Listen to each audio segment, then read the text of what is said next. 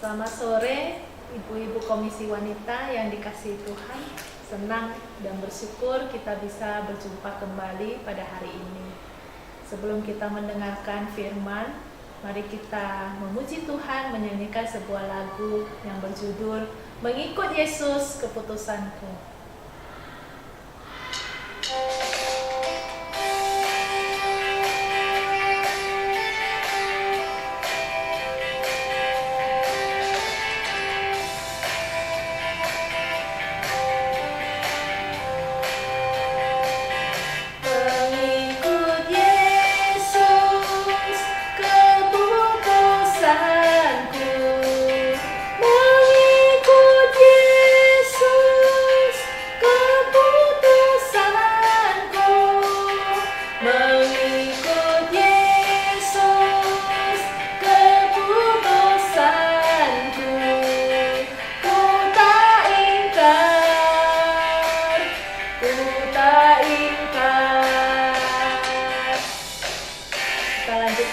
Bait kedua.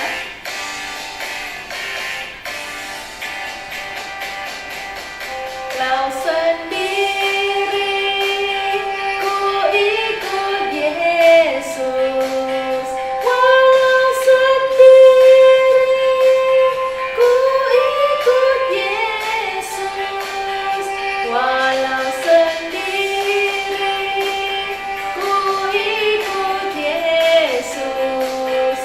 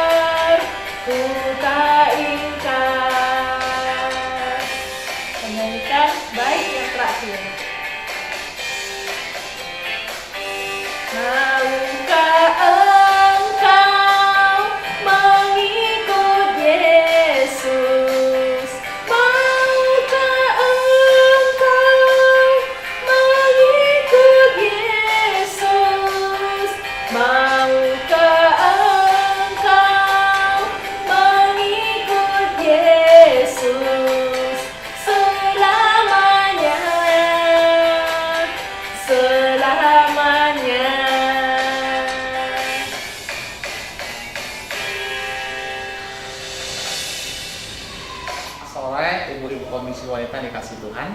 亲爱的姊妹姐妹们平安。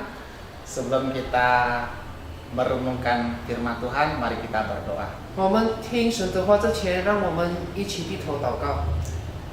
Tuhan Yesus, kami menyerahkan waktu merenungkan firman Tuhan ini ke dalam tangan-Mu.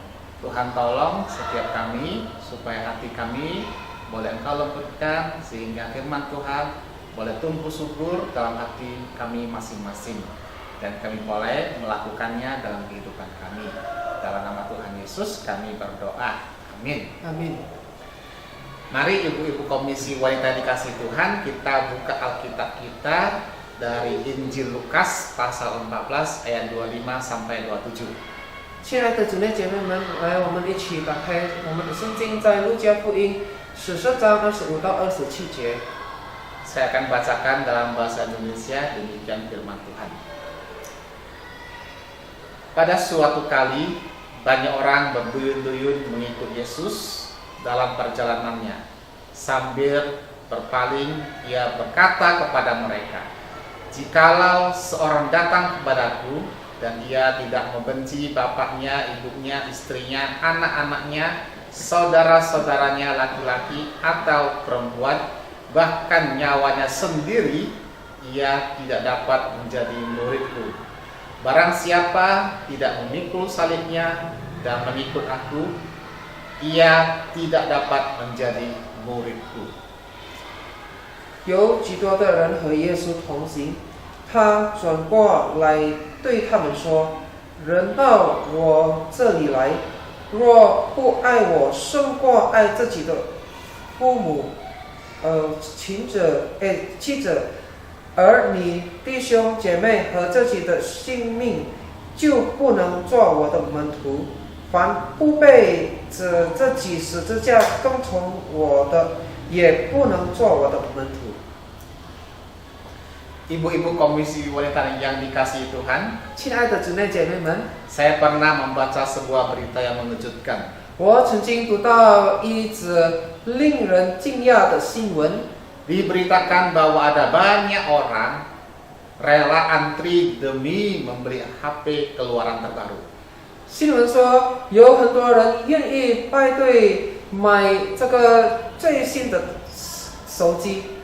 Demi sebuah HP, orang rela antri panjang bahkan sampai menginap. 为了一个手机，人愿意排很长的队，甚至过夜。 Ada apa dengan orang-orang ini? 这些人是怎么了呢？ Sampai mereka rela makan, minum, tidur untuk antri membeli HP. 他们甚至愿意在排队种车和睡觉，只为了买手机。 Apakah kalau memiliki HP itu bisa membuatnya merasa bahagia? 拥有这个手机会让他们快乐吗？ Mungkin bisa, tapi sebentar saja. 也许会，但是是短暂。 Apakah kalau memiliki HP itu bisa mendapatkan keuntungan besar? 拥有这个手机会带来很大的好处吗？ Wah, mungkin saja. 也许吧。 Apakah kalau memiliki HP itu bisa mendapatkan kepuasan yang besar? 拥有这个手机会带来很大的满足吗？ Mungkin saja, 也许会， untuk sementara waktu. 但是是短时的。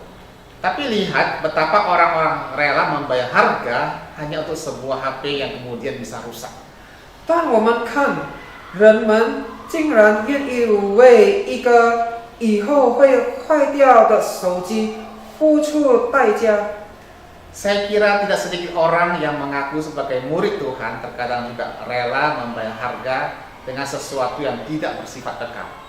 我想有不少人自称是门徒的人，有时候也愿意为不永恒的东西付代价。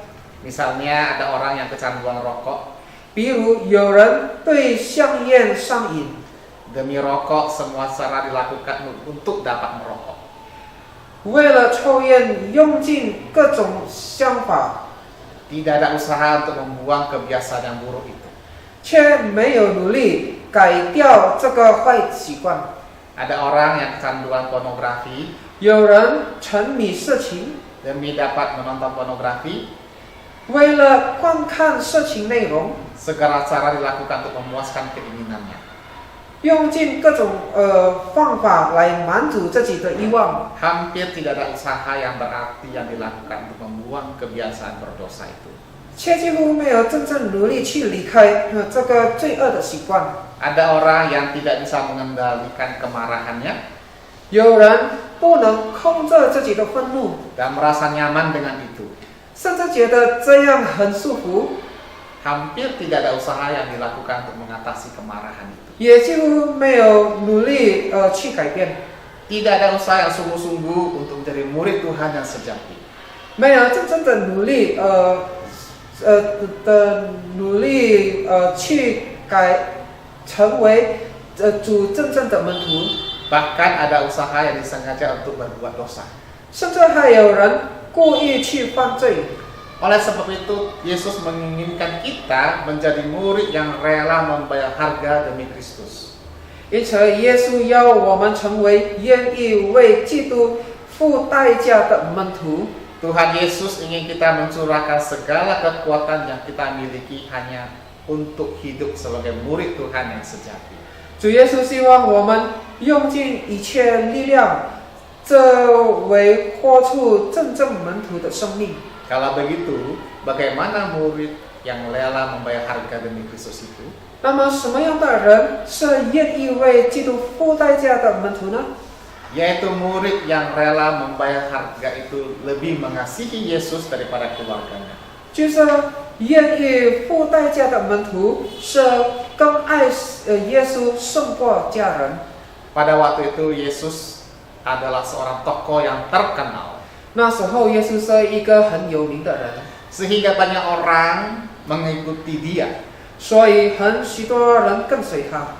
Namun mereka hanya senang mengikut Yesus karena Yesus terkenal dapat melakukan banyak mujizat. 但是他们只是喜欢跟随耶稣，是因为他能行很多神迹。 Yesus dapat menyembuhkan orang buta, orang lumpuh, mengusir setan. 耶稣耶稣可以能医好瞎子、瘸子、赶鬼， Dan bahkan dapat memberi makan 5.000 orang. 甚至可以喂饱5000人。 Orang banyak itu bukannya mau sungguh-sungguh menjadi murid Tuhan yang sejati, 这些人并不是真的想成为耶稣的门徒， mereka cenderung ingin mendapatkan keuntungan bagi diri mereka sendiri. 他们更想得到自己的好处。 Itulah sebabnya Yesus berkata pada ayat 26, 所以耶稣在第26节这样说： Jikalau seorang datang kepadaku dan ia tidak membenci bapaknya, ibunya, istrinya, anaknya, saudaranya laki-laki atau perempuan, bahkan nyawanya sendiri, ia tidak dapat menjadi muridku. 人到我里来，若不恨自己的父亲、母亲、妻子、儿女、弟兄姐妹，甚至自己的性命，就不能做我的门徒。 Wah, saya kira ketika Yesus berkata demikian, banyak orang terkejut. 我想当耶稣这样说的时候，很多人都很惊讶， Sehingga suasana menjadi gempar. 场面也变得很混乱。 Barangkali ada yang berkata, apa aku nggak salah dengar? Masa kita harus membenci keluarga kita untuk menjadi muridnya? 也许有人说，我有没有听错呢？难道我们要恨家人才可以做他的门徒的吗？ Barangkali ada juga yang berkata, wah ini pasti tidak benar. Masa kita disuruh melanggar hukum kelima sebagai anak? Kita kan harus menghormati orang tua kita. 也许还有人说，这一定不对吧？我们不是要遵守第5条诫命，孝敬父母吗？ Suasana heboh tidak berhenti. 香场混乱没有停止。 Lalu sebenarnya apa yang Yesus ingin katakan? 那么耶稣真正想说是什么呢？ Kata membenci di sini bukan dalam arti tidak hormat, tidak mengasihi. 这里的恨不是指不遵从、不爱， Tapi lebih kepada sebuah perbandingan. 而是一个比较的意思。 Kita berhormat kepada orang tua dan mengasihi keluarga kita. 我们要尊敬父母，也要爱家人。 Itu yang Yesus juga ajarkan. 这也耶稣所教导的。 Namun kasih kita kepada keluarga tidak boleh lebih tinggi dari kasih kepada Yesus. 但是我们对家人的爱不可能超过对耶稣的爱。 Mengapa demikian? 为什么呢？ Karena Yesus adalah Allah. 因为耶稣是神， Dia adalah sang pencipta itu. 是创造我们的主。 Itulah sebabnya dia berhak mendapat prioritas tertinggi dalam dari ciptaannya. 所以他配得最高的地位。 Dengan kata lain, kita manusia adalah ciptaannya, harus mengutamakan Yesus di atas segalanya. 换句话说，我们作为他的受造物，要把耶稣放在第一切之上。 Jika ada pilihan yang saling bertentangan antara keluarga dan Tuhan, 如果在家人和神这件有冲突， maka haruslah murid Tuhan memilih Tuhan Yesus. 主的门徒就必须选择耶稣。Murid Yesus yang sejati haruslah mengasihi Allah di atas apapun juga. 真正的门徒必须爱神胜过一切。 Saya pernah menginjili seorang ibu yang sudah tua dan sedang sakit kanker. 我曾经向一位年老患癌症的妇人传福音， Lalu saya membacakan beberapa ayat Alkitab tentang Yesus yang mengampuni perempuan yang berzina. 我读了一些圣经经文给她说，讲到耶稣赦免行淫的妇人， Dan bahwa hanya dengan percaya kepada Yesus sajalah manusia berdosa dapat diselamatkan. 也讲到人只有相信耶稣才能得救。 Dari gerak-geriknya, saya kira ibu ini tertarik kepada Yesus. 从她的反应，我看得到她对耶稣很有兴趣。 Lalu saya menantangnya. 于是我问她 Maukah ibu percaya kepada Yesus?：“ 您愿意相信耶稣吗？” Ketika ditanya demikian, ibu ini ragu menjawabnya. 当我这样问的时候，她有点犹豫， Ibu ini berkata demikian kira-kira. 然后这样说 Waduh, gimana ya? Di sini semuanya orang belum Kristen. Bagaimana nanti ya?：“ 哎呀，这里的家人都还不是基督徒，以后怎么办呢？” Ibu ini tertarik kepada Yesus. 这个妇女人虽然很有感兴趣对耶稣， Namun ibu ini masih menganggap pendapat keluarga orang-orang sekitar lebih berarti daripada Yesus. 但是她觉得家人和周围人的看法比较耶稣更重要。 Itulah sebabnya ibu ini masih belum mau menerima Yesus sebagai Tuhan dan Juru Selamat yang harus dia utamakan. 所以她还不愿意接受耶稣成为她的生命中最重要的主。 Karena ibu ini belum bisa mengutamakan Tuhan, dia tidak dapat menjadi murid Tuhan yang sungguh-sungguh. 因为她还不能把神放在第一位，所以她不能成为真正的门徒。 Ibu-ibu komisi wanita yang dikasihi Tuhan, 亲爱的姊妹姐妹们， panggilan menjadi murid Yesus adalah panggilan untuk mengutamakan Dia di atas segalanya. 成为耶稣的门徒，就是把他放在一切之上。 Itulah sebabnya ketika menjadi murid Yesus harus ada pengabdian total. 所以，作为耶稣的门徒，需要完全的奉献。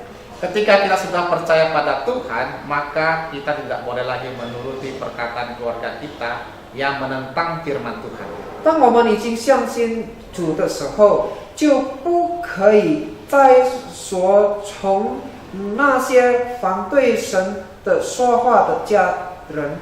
Kita yang sudah percaya Tuhan harus lebih mengasihi Tuhan daripada keluarga.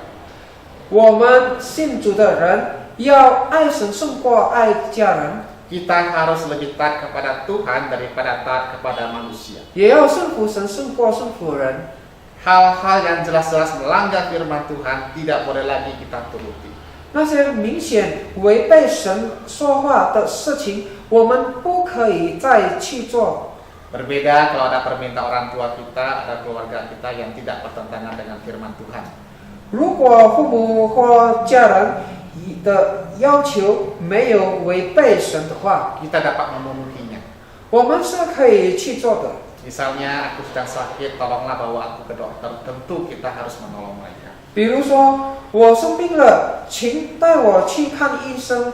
我们当然要帮助他们。 Jadi kita dapat mengasihi keluarga kita sejauh itu tidak bertentangan dengan firman Tuhan. 所以我们可以爱我们的家人，只要不违背神的话。 Lalu bagaimana lagi murid yang rela membayar harga demi Kristus itu?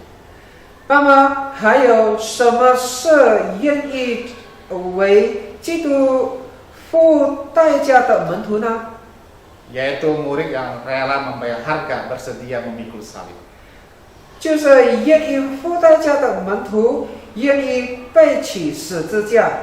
Ibu-ibu komisi wanita yang dikasihi Tuhan, 亲爱的姊妹姐妹们， Belum selesai kegaduhan orang-orang banyak, Yesus melanjutkan perkataannya pada ayat ke-27.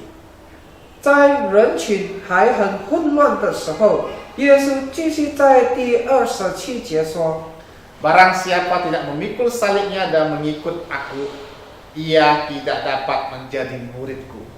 凡不背起自己十字架跟从我的人，就不能做我的门徒。 Salib merupakan simbol penderitaan Yesus, mewakili kematian dan pengorbanannya di kayu salib. 十字架是耶稣受苦的象征，代表他的舍和他的牺牲。 Murid Yesus hendaknya memikul salib, yaitu mati terhadap dirinya sendiri. 耶稣的门徒要背起十字架，也就是向自己舍。 Ini merupakan salib yang harus dipikul oleh seorang murid Yesus. 这是门徒必须背的十字架。 Artinya seorang murid Yesus harus mati terhadap keinginan yang egois, kesombongan diri, bahkan kenyamanan diri sendiri serta ambisi-ambisi yang egois. 意思是门徒要对自身的欲望、骄傲、自己的束缚，还有这些野性舍。 Ibu-ibu komisi wanita yang dikasihi Tuhan, 亲爱的姊妹姐妹们， kata memikul dalam bahasa aslinya berarti mengangkat, membawa, memberitakan, menanggung dan menahan. 背起这个词在原文有拿起、带着、承担、忍受的意思。 Dengan kata lain, ketika murid Tuhan yang rela mengikut salibnya, dia rela mengutamakan Tuhan daripada dirinya sendiri. 换句话说，愿意背十字架的门徒，就是愿意把神放在自己之上。 Oleh sebab itu, hendaknya murid Tuhan yang sejati siap menderita bagi Tuhan. 所以，真正的门徒要愿意为主受苦。 Ibu-ibu komisi wanita yang dikasihi Tuhan, 亲爱的姊妹姐妹们， ketika kita diperhadapkan antara keinginan diri sendiri yang berdosa dan atau menaati Tuhan, 当我们面对自己的最新欲望和顺服神之间的选择时， mana yang kita pilih? 我们会选哪一个呢？ Maukah kita berkomitmen membuang hal-hal yang tidak berkenan bagi Tuhan? 是否我们愿意不愿意下定决心除去那些不讨神喜欢的事情？ Seperti keegoisan, kesombongan, pornografi, iri hati, kepahitan, dendam, benci, dan hal-hal berdosa lainnya. 比如说自私、骄傲、色情、嫉妒、苦毒、报仇、仇恨，还有其他的罪呢？ Maukah kita membuangnya demi Tuhan? 我们愿意为主把这些都放下吗？ Maukah kita mati bagi diri kita sendiri? 我们愿意向自己死， Supaya kita hidup bagi Tuhan dan memancarkan kasih Tuhan. 为主而活，并活出神的爱吗？ Mari ibu-ibu komisi wanita yang kasih Tuhan, kita berdoa. 来，我们一起祷告。 Tuhan Yesus, terima kasih untuk firman Tuhan yang menguatkan kami. Biarlah renungan firman Tuhan ini boleh menolong setiap kami untuk menjadi murid Tuhan yang berkomitmen, yang sungguh-sungguh mengutamakan Tuhan dalam hidup kami. Terima kasih ya Tuhan. Dalam nama Tuhan Yesus kami berdoa. Amin. Amin.